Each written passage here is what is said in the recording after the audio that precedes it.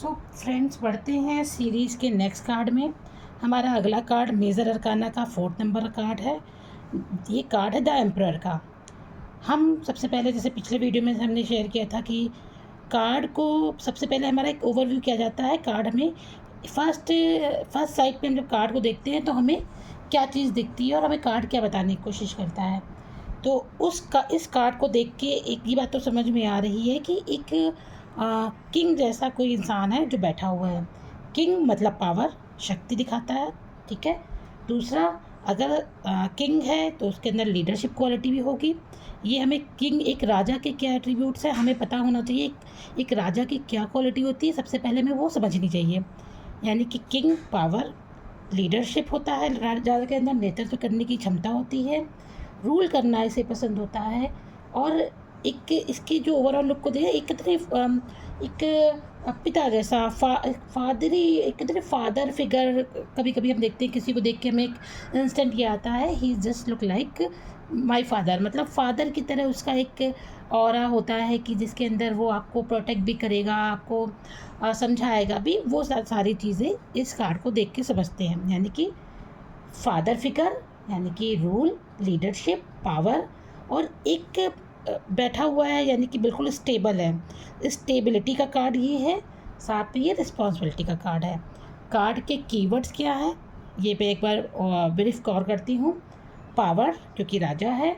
Leadership quality, क्योंकि राजा के अंदर लीडरशिप क्वालिटी होती है। रूल, नियम कायदे कानून से चलता है। पिता जैसा व्यक्तित्व इस व्यक्ति का होगा, ठीक है। स्टेबिलिटी इसके अंदर होगी और रिस्पॉन्सिबिलिटी यानी जिम्मेदार पर्सन होगा।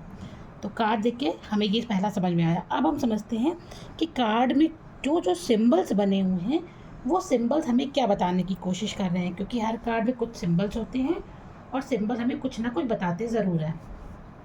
अब क्योंकि ये एक राजा है, द एम्परर का कार्ड है, तो राजा है यानी कि एक ऐसा इंसान जिसके अंदर लीडरशिप क्वालिटी है, एक स्ट्रॉन्ग पर्सनालिटी है, इसका एक्सपीरियंस सबसे ज़्यादा होगा।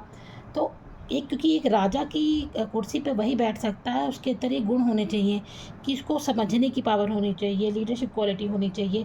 तो अगर कभी कार्ड आप पुल करते हैं और ऐसा एक कार्ड निकल के आता है तो आपको ही समझ में आएगा कि ये जिस पर्सन के बारे में क्वेश्चन है उसके अंदर ये गुण, ये क्वालिटी होंगी ही होंगी। नेक्स्ट हम जाते हैं इसके इस साइड पे। ये इसके जो थ्रोन है, इसका मुकुट है, वो क्या बता रहा है। थ्रोन इसका ये बताने की कोशिश कर रहा है कि इसके अंदर साहस और आत्मविश्वास कूट कूट कर भरा हुआ है।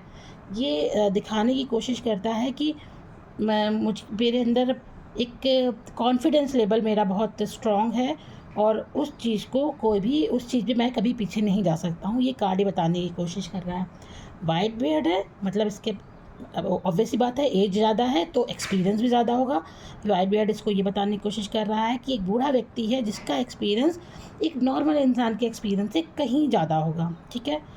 नेक्स्ट हम बढ़ते हैं। इसने देखो आर्मर पहना हुआ है, ये एक्शन लेने के लिए पूरी तरह से रेडी है। कोई भी काम, कार्ड अगर आप पुल करते हो ये आता है और कोई सामने वाला ये पूछे कि मुझे ये काम करना चाहिए कि नहीं करना चाहिए, तो आप उसे आराम से बोल सकते हो कि आप एक्शन लेने के लिए पूरी तरह से रेडी हैं। और क्योंकि ये येस का कार्ड है तो आप वो एक्शन ले सकते हैं। नेक्स्ट हम देखते हैं इसके वाइट बेल्ट को हम एक चीज़ से और कनेक्ट करते हैं, विजडम यानी बुद्धि भी होगी, जैसे एक्सपीरियंस प्लस बुद्धि। इसका एक रेड रोब यानी कि एक रेड कलर का इसने देखो ड्रेस पहन के रखा हुआ है। रेड कलर मैंने हमेशा बताया था, रेड कलर हमें सक्सेस की बात बताता है, पैशन की बात बताता है, ज़ील की बात बताता है। यानी कि अगर रेड कलर दिख रहा है तो इसको सक्सेस मिलनी ही मिलनी है। पैशन भी इसके अंदर है और एक्शन लेने की इसके अंदर काबिलियत भी है। नेक्स्ट हम देखते हैं और हमें क्या दिख रहा है इसमें। हमें दिख रहा है और इसके हाथ में एक कहते राजा के पास एक राजदंड होता है, वो इसके हाथ में इसने पकड़ के रखा हुआ है। इसका मतलब क्या होता है, इसके अंदर होता है कंट्रोलिंग पावर। ये अगर है तो यानी कि ये हर अगर कभी हम रिवर्स कार्ड आएगा तो हम समझ सकते हैं कि अगर सीधा कार्ड अपराइट डायरेक्शन में आता है तो ऑब्वियसली बात है कंट्रोलिंग पावर है वो पॉजिटिव फॉर्म में जाएगी। बट अगर रिवर्स कार्ड ये आता है तो यानी कि वो हर चीज़ को कंट्रोल करना चाह रहा है जो कभी कभी सही नहीं होती है, ठीक है। नेक्स्ट हम देखते हैं माउंटेन। इसके पीछे देखो माउंटेन्स आपको दिख रहे हैं। ये माउंटेन बैकग्राउंड में क्या हमें बताने की कोशिश कर रहे हैं, स्टेबिलिटी को बताने की कोशिश कर रहे हैं कि स्थिरता। लेकिन साथ में ये एक ही इस बात को बता रहा है इस इंसान के अंदर इमोशंस की कमी होगी, क्योंकि इसने अपने आप को इतना कठोर कर लिया है कि इमोशंस जल्दी इसके ऊपर हावी नहीं होंगे। तो ओवरऑल कार्ड के कीवर्ड्स, कार्ड के सिंबल्स का मतलब हमें समझ में आ गया है। अब हम समझते हैं कि ये समझाएगा क्या। स्ट्रॉन्ग लीडरशिप क्वालिटी, इसने अपनी बाउंड्रीज बना के रखी हुई हैं। दैट मीन्स इसकी सीमा तय है, उसको कोई ब्रीच नहीं कर सकता है। इससे आप गाइड ले सकते हो। अगर आपको लगता है ये कार्ड आ रहा है तो आपको ये सामने लोग बताना होगा कि आप किसी ऐसे अनुभवी इंसान से गाइडेंस लें, एडवाइस लें, और उसकी एडवाइस आपको हमेशा फ़ायदा देगी। और अगर यही कार्ड आपके पास रिवर्स फॉर्म में आ रहा है तो हम बोल सकते हैं कि ओवर कंट्रोलिंग, जैसे मैंने बताया ये एक उसके हाथ में एक दंड है। कंट्रोल ना अच्छी बात है, पर ये ओवर कंट्रोलिंग चीज़ों को ख़राब कर रहा है। ठीक है, जिद्दी स्वभाव इस इंसान का हो सकता है क्योंकि किसी को सुनता नहीं है। ये रिवर्स कार्ड की मीनिंग है। और ये अपनी पावर का कहीं ना कहीं मिसयूज़ कर रहा होगा, जो कि इसको नहीं करना चाहिए। और जैसे अपसाइड डायरेक्शन में कार्ड बता रहा है नियम और रूल को मानने वाला है, बट ये रिवर्स में आएगा तो दैट मीन्स ये रूल को नहीं मानता है बंदा। और इससे सबऑर्डिनेट जो भी होंगे साथ, वो इससे डरते होंगे, जो कि कहीं ना कहीं सही नहीं है। और अगर गाइडेंस की बात आती है इस कार्ड में, तो आप कह सकते हो कि आपको एक स्ट्रॉन्ग और सेंसिबल लीडर बनने की ज़रूरत है।